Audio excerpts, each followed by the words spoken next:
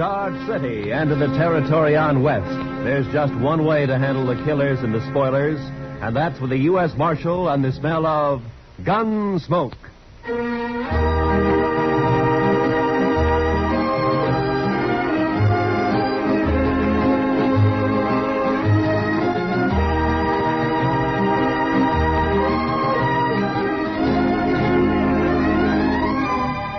Gunsmoke, starring William Conrad. The story of the violence that moved west with young America. The story of a man who moved with it. Matt Dillon, United States Marshal.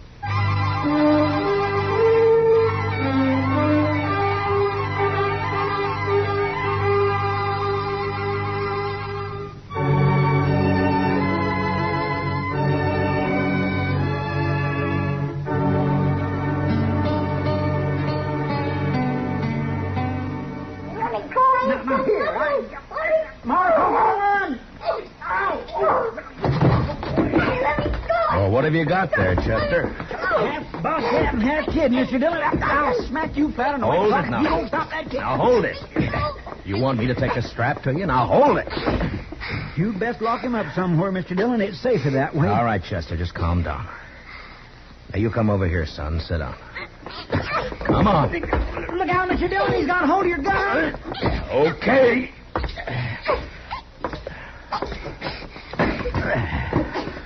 Now, you sit there. And don't you move an inch. You hear me? Not one inch. He is a mean little bug. Now, what's it all about, Chester? What's he done? I ain't done nothing. Now, you hush your mean little face. This here place is the law, and you're talking What's to he Marshal. done, Chester? I ain't done nothing. There, you I hear told that, you. Mr. Chester? Dillon? Yes, sir. Well, sir, I don't rightly know what he's done. That's what I told you. I ain't done nothing. Mr. Dillon, I was walking down to the office when I see this kid. I know most all the sprouts in town, but not him, so I says, hello, and he starts running. That's what he did? Yes, sir. And that's why you brought him in here? I sure did, Mr. Dillon. I figured if a kid runs away from me for doing nothing, then he's been up to something, so he must have done something. You know what I mean? No. Now, what's your name, son? I ain't done nothing. All right. Now, what's your name? I ain't saying. There, you see what I mean, Mr. Dillon? Just plain, ornery, mischievous. You mean live little here boy. in Dodge? I ain't saying. All right. Well, he's probably a runaway, Chester. I guess we'll have to lock him up until somebody comes looking for him, huh? Best thing in this whole wide world to do, Mr. Dillon. Just look at where he gnawed my thumb. Best thing to do. Come on, You ain't gonna lock me up? You got a better idea? We got to do something with you. Let me be on my way. Well, where do you live? About 4 miles out. Oh. Oh, sure. I know you. You're the Macklin kid. No, I ain't. I'm Danny Bush, but I ain't saying. There, I knew he wasn't town kid. I just knew that, Mr. Dillon. What did I tell you? Nothing. Now, if you'll just close up a minute, Chester, we can get this settled and Danny can go on his way. Now, you say you haven't done anything wrong, son? No. Your ma know you're in Dodge this morning? Guess so. All your chores done before you came? No. Well, maybe you better go on back then, huh? Your ma might be kind of worried. Guess so. You, got a horse? Yeah. Okay. So long. And take it easy. I can go now? Sure. Go ahead, Danny. You're Marshal Dillon, ain't you? Yeah, that's right. Well, I guess I come to Dodge to fetch you. My sister sent me. Oh? I wasn't going to, but I got to now because I promised Lily. She made me swear on Rattler's buttons. And I figured if I didn't see you, I wouldn't be telling no lie if I told her you wasn't around. But now I seen you. No, hold on. Your sister wants me to come out with you to your place. Is that it? Yeah. Why? On account of Pa. None of us gives a hoot excepting Sister Lily, and she's just acting like a girl. Oh, what's happened to your pa? He's gone off again, shooting up the cattle. Thing is, he took 2 guns with him this time and a whole mess of bullets. Lily's just scared. Your pa been drinking a little, maybe? Yes. Anyhow, he goes loco and stays that way for a long while. But it's like Dave and Donald say. He'll get over it. He always does. They're my brothers, Dave and Donald. They ain't worrying. Uh-huh. Now, you want me to go out with you to help find him? Is that it? I don't want it. Lily does. And I had to swear on rattler buttons that I'd fetch you. Oh, yeah, sure. Well, it's good that you did. Chester, get your stuff, will you? We'll ride out with Danny.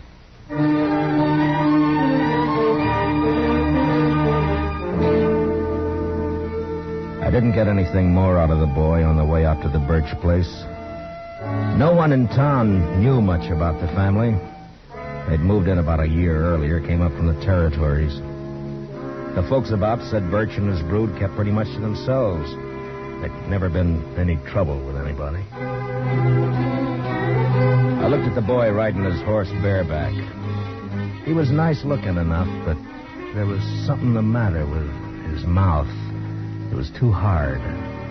You could tell he wasn't a kid who did much smiling. Maybe with his paw acting that way, I didn't blame him. He sure rode his horse proud, though.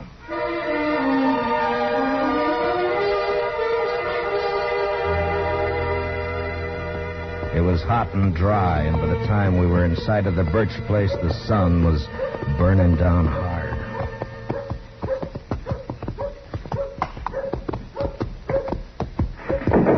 Oh. That'd be Donald, I figure.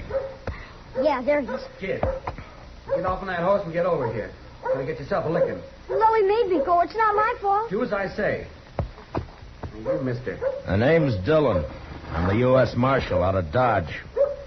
Your brother asked me to come out and help. Don't need no help.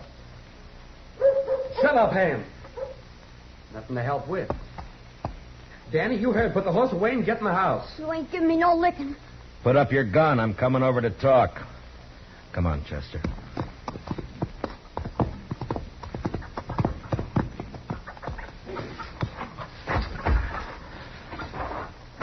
It's against the law to shoot a man in cold blood. You know that? Shucks, I wasn't aiming at you. I was aiming at a rabbit up on the rise there. The horse had scared it away. Mm-hmm. Well, now, what about your paw? What about him? Have you found him? Shucks, he don't need to be found. He'll come back when he's good and ready. Pa's off hunting. That's not what your brother says. Where'd he go? Oh, he's going to get himself a licking, that's what, and he knows it. Kept himself away, that's what. Donald, that's your name, isn't it? Yeah? Well, look, I'm not one to interfere in family matters, but if you do need help, I mean, if your paw's shooting up cattle like Danny says, well, maybe he'll be practicing next on people, and that wouldn't be so good. That brother of ours, he's a dirty little liar. No, he's not, Donald. I'm glad you came, Marshal. You come into the house, please?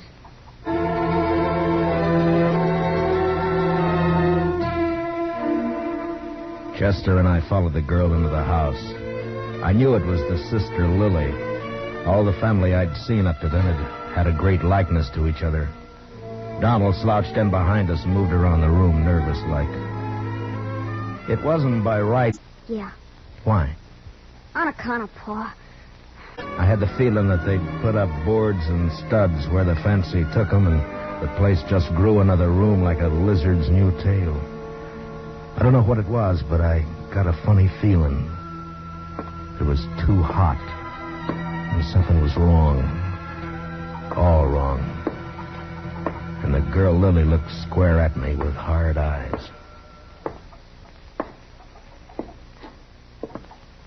Donald, Huh? sit down. You make me nervous. Oh, sure. Marshal Dillon, I want you to help us find Pa. Oh, Lily, Dave's going to be awful mad. Somebody's got to do something around here. Did your pa take a horse? No, Oh, where do you think he went, Miss Lily? I don't know. Maybe up to Horse Flat. Maybe over by Gorman's Creek. Creek's all dried up. Ain't going to be no water in there. Did he take a water skin with him? Uh-uh. No, he didn't. Kind of bad wandering around without no water. When did he leave? Yesterday morning. Heard a couple of shots along about noon. Dave found a calf laying dead over in the North Range. You can see it there through the window. Haven't had time to bring it in yet. Was he drunk? Sure. Drunk as you can get. Weren't you, Lily? I'm afeard for him, Marshal Dillon. Yeah, I understand. Well, it makes good sense you sent for me. Well, I'll try and find him and bring him back. Well, I ain't gonna do no such thing.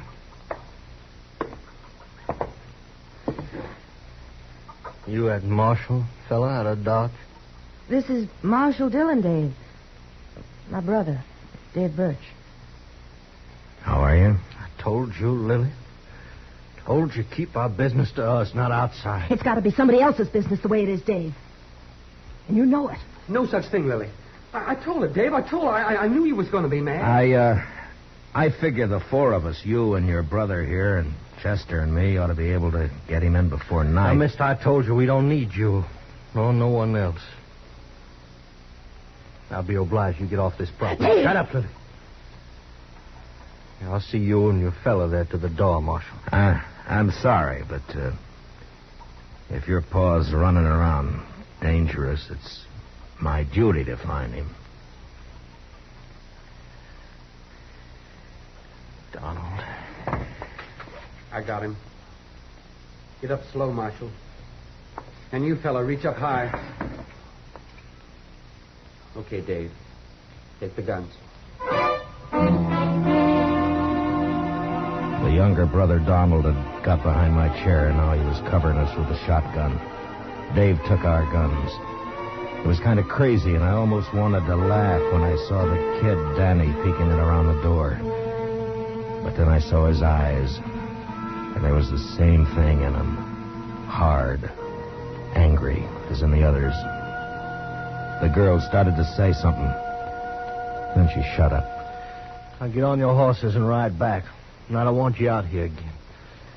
This ain't no matter for the law, and you're trespassing. You're making it a matter for the law right now. You know that. Start walking. Them guns is U.S. property.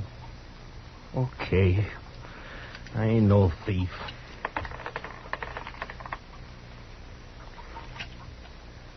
Here, bullets I'm keeping.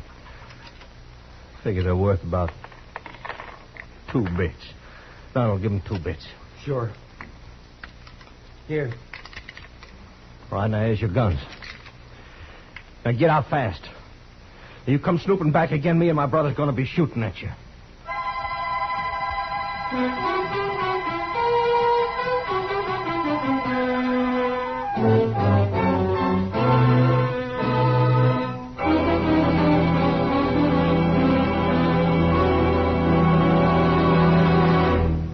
We will return for the second act of Gunsmoke in just a moment. But first, for centuries, arthritis and rheumatism have plagued mankind.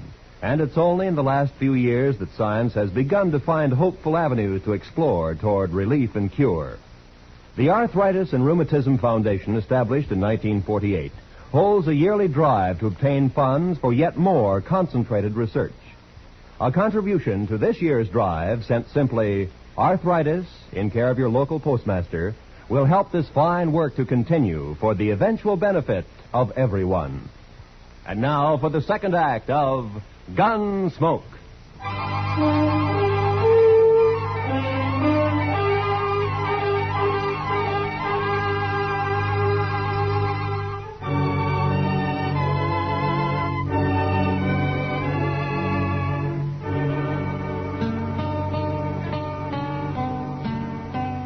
The 2 brothers followed us out and over to the horses. As hot as it was in the house, it was worse in the open. The saddles were burning. There wasn't another word passed between the Birch boys and me. They just stood covering us. And when I looked back 100 yards or more off, they were still there. Well, sir, that's what comes of trying to do a kindness, Mr. Dillon. As far as I'm concerned, they deserve whatever happens. I can't make it out, Chester. You'd think from the way they talk they don't care what happens to their paw. Mean bunch of children. They probably don't. My, Mr. Dillon, you ain't even riled they pulled guns on us. I guess I'm not, Chester. You know, there's something awful wrong back there. Those boys don't look the kind to pull a gun. And the girl wanted to talk, all right, but they wouldn't let her. Just mean, that's all. Oh, Oh, you aim to go back, Mr. Dillon? It's like I said, Chester. If it's just a family affair, you and me don't belong in it. But if the old man's as drunk as he sounds, he could make a lot of trouble. No, we're not going back right now. We're going to have a look around this country for a spell.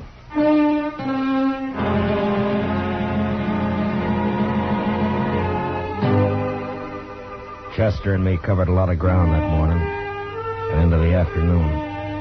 I had an idea that we might find Birch wherever we could find water. Without a horse, he couldn't get too far, and without water, he was going to get sick pretty quick. We rode over by Gorman's Creek and then up to Horse Flats, and there was nothing. Along about 2 p.m, Chester spotted a carcass lying off the trail. It was a cow. She'd been shot 3 times in the head. It could have happened this morning or yesterday. Uh-huh. Hard to tell in this weather. Oh. Well, the ground's too dry to pick up a track. Might as well take a chance and go over to the hills. Yeah, might be water there. Boy, I could do with some right this very minute. Come on.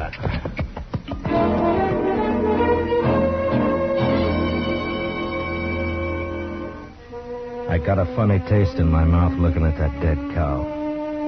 When a thing dies natural or gets killed for food, that's one thing, but even an animal has a look about it when it's been murdered. We rode the 6 miles to the hills. They weren't rightly hills, maybe more like humps rising up from the brown, dry earth. And we could get a good view across the plain. There was a patch or two of wild oats up there, long turned to rust, and foxtails. Maybe it was in our minds, but just those few feet higher made us seem closer to the sun. And hotter.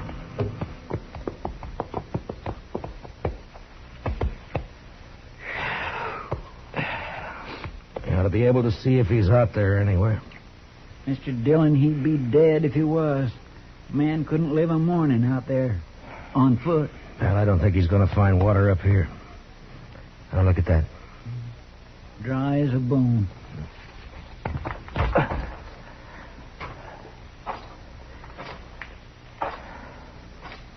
You see something, Mr. Dillon? Yeah, tracks, I think.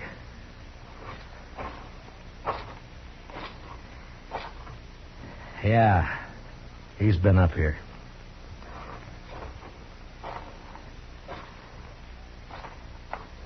I went down again, though. Over there. You sure made a long way on foot. Must be more than 8 miles from his place. Yeah.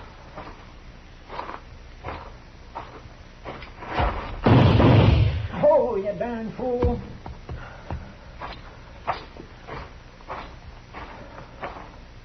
Rattler. Yeah, I saw. Blew his head clean off. I was afraid you was going to step on him. Well, we'll follow the tracks until they give out. Come on.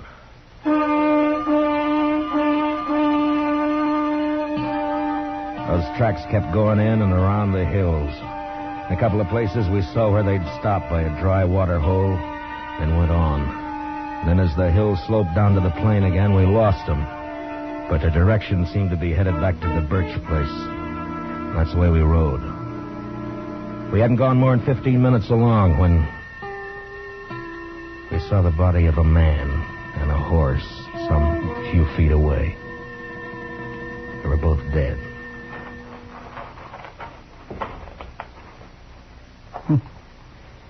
He wanted to make sure, didn't he, Mr. Dillon? Birch must have emptied his gun. Look at that. Isn't it Jack Mason, one of old man Gorman's hands? Yes, sir. That's who 'tis right enough. Nice fellow, too. I knew him a bit. Get him on your horse, will you, Chester, and take him over to Mr. Gorman? Yes, sir, I'll do that. I'm going to go back to the Birch place. I'd rather come with you, Mr. Dillon. No, meet me there, huh? Yes, sir. And if you see Birch on the way, watch your step. Try not to kill him. But don't take any chances. No, sir, I surely won't.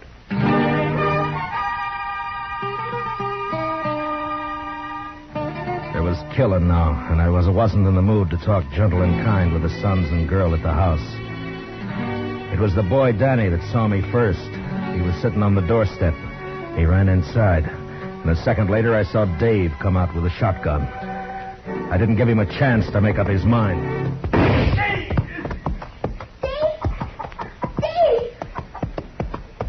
What did you my brother do?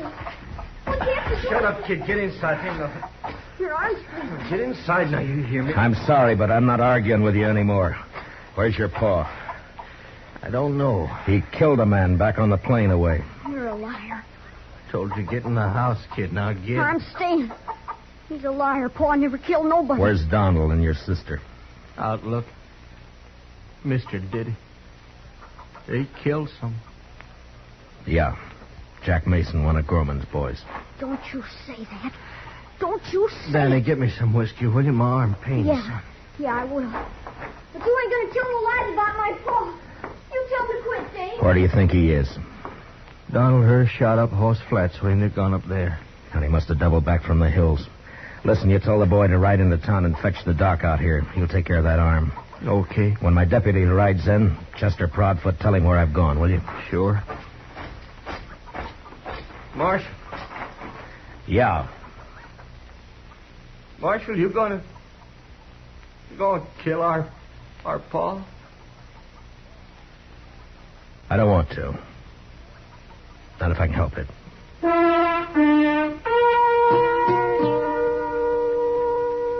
Over at Horse Flats, I caught up with Donald and Lily Birch. I told them about the killing. And a half-mile further on, the three of us saw the old man.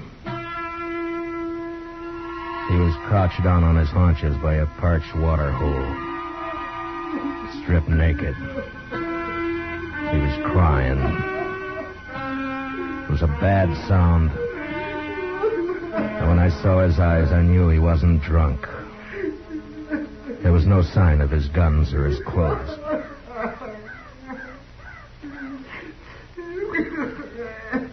Come on, Pa. It's okay. It's Donald. You're okay, Pa. Come on, hon. Come on, Pa, please. I knew it would happen like this. Someday. I knew it would. Boys figured it'd be shame on us all if word got out Pa had spells. Your brothers were wrong. Pa, please, will you? Pa. Come on. It was all right till after Ma died. Then he started to act this way. That's why we had to leave our last place. People found out. Tried to keep him home, but it weren't no good. Give your old paw a cup of water. And your pa's thirsty now. Come on, Pa. Get up. We're going to bed. Funny. Pa never took a drink in his life. We always said he was drunk when he carried on like this. Oh, People could figure a man drunk. I'm sorry, Miss Lily, but help me now. I'm going to have to take him in. Help me now. I got to. Well, they do, too. I don't know. But he's done murder. It's my job to take him in. They'll hang him. I don't know. Maybe not. I don't know. Son, where's your brother? He didn't want to let you come out here alone. You're too young now. Where's your ma? She ought to know better now. Miss Lily, come over here. Oh, no, son. Now, I want you to listen to me. It's not my business, but will you let me give you some advice? Miss Lily? Huh? Now, you sell this place. I'll see what I can do to help. And you and your brothers go somewhere else and start afresh. You can get a good price for your land. You do that. It's best. Yeah. We'll go. I'm not saying you've got to. I'm saying it'd be better. It'd be better for the kid. He's seen too much of this. It's not good. You gotta teach him to smile again. Act like a kid again. You understand? You understand? Sure. I understand. Okay. I'll be taking taking him along now. We'll stop off at your place with some clothes. All right.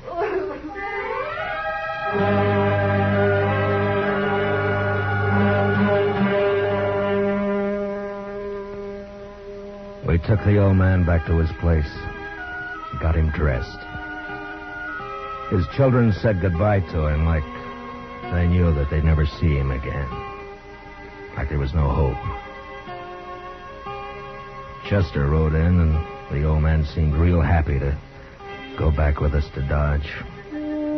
He didn't know. He didn't care. On the way, we passed the Doc and Danny riding out to take care of Dave's arm. It's a funny thing, the old man didn't even see the kid. He was prattling to us about the Indian Wars. The last I saw of Danny Birchie, he was looking back over his shoulder at his paw. And we heard him still crying a long way off.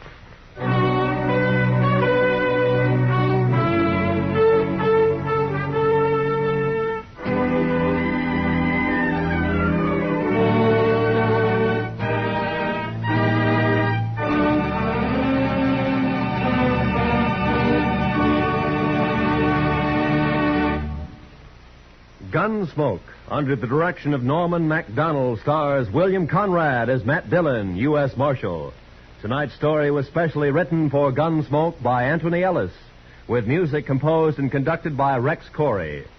Featured in the cast were Richard Beals as Danny and Michael Ann Barrett as Lily, with Lee Millar, John Daner, and Lawrence Dobkin. Parley Bear is Chester. Gunsmoke is heard by our troops overseas through the worldwide facilities of the Armed Forces Radio Service. Join us again next week as Matt Dillon, U.S. Marshal, fights to bring law and order out of the wild violence of the West in Gunsmoke.